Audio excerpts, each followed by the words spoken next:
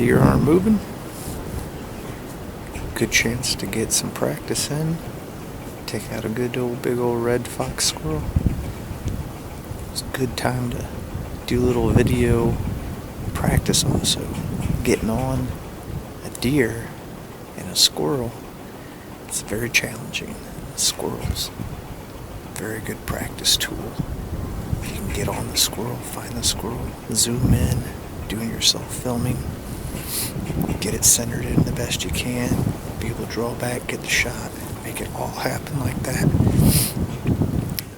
As the deer come in, it makes it easier and easier and easier to get on the deer quick. So just a easy practice tool.